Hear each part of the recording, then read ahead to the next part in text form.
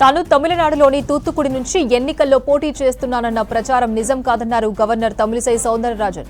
ఒక ప్రోగ్రాంలో పాల్గొనేందుకు అక్కడికి వెళ్లానన్నారు. ఎన్నికల్లో పోటీపై అధిష్టానానికి ఎలాంటి రిక్వెస్ట్ చేయలేదన్నారు. అధిష్టానం ఏ బాధ్యత అప్పగించినా ఫాలో అవుతానని చెప్పారు. తాను ఎప్పుడూ ప్రజలతో ఉండడానికే ఇష్టపడతానన్నారు గవర్నర్ తమిళిసై. అయోధ్య రామమందిర నిర్మాణంలో భాగమైన హైదరాబాద్ బోయిన్పల్లి టింబర్ డిపోను సందర్శించారు governor.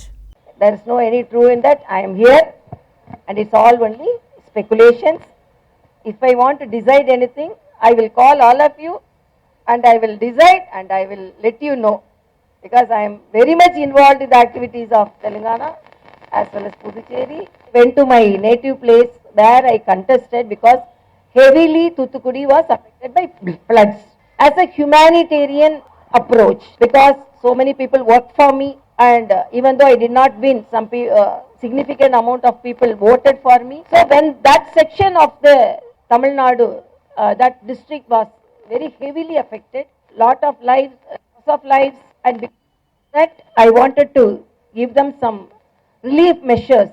So with some philanthropists I associated and I had some relief materials to be provided, and to know about their condition, to consult, I went there.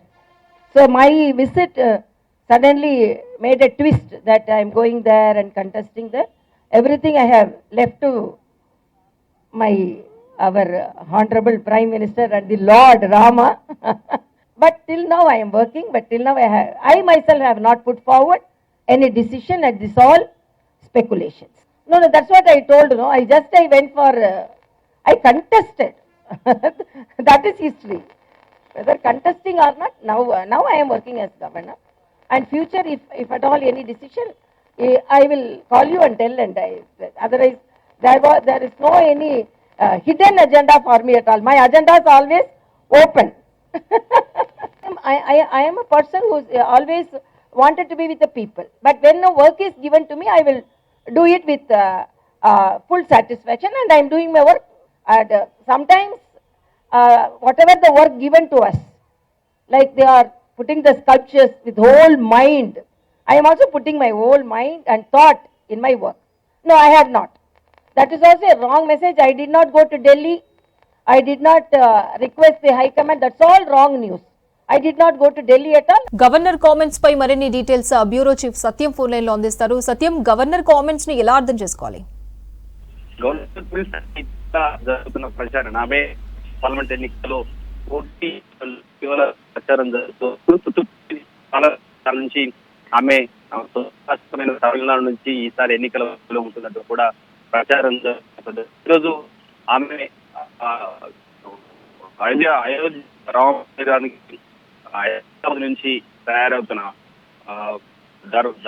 ఈ డోర్ల సందర్శించడానికి వెళ్ళిన తమిళిసై ఆమె ఈ ప్రచారాన్ని ఖండించారు. తాను ఎక్కడ రాజీనామా అవసరం లేదు, ఇప్పటివరకు ఢిల్లీలో తాను వచ్చే అసెంబ్లీ ఎన్నికల్లో పోటీ చేస్తానని ఎక్కడ రిక్వెస్ట్ కూడా చేయలేదు, ఇదంతా కూడా కేవలం ప్రచారం మాత్రమే అంటూ కూడా ఆమె ఖండించారు. అయితే తాను ఎప్పుడూ ప్రజల్లో ఉండడానికే ఆసక్తి చూపుతానంటూ కూడా తమిళిసై చివరగా ఒక కామెంట్ చేసింది. అయితే ఇప్పటికే ఆమె పూర్తి కాలం తెలంగాణ గవర్నర్ గా కూడా కొనసాగుతున్నారు. దాదాపు ఆమె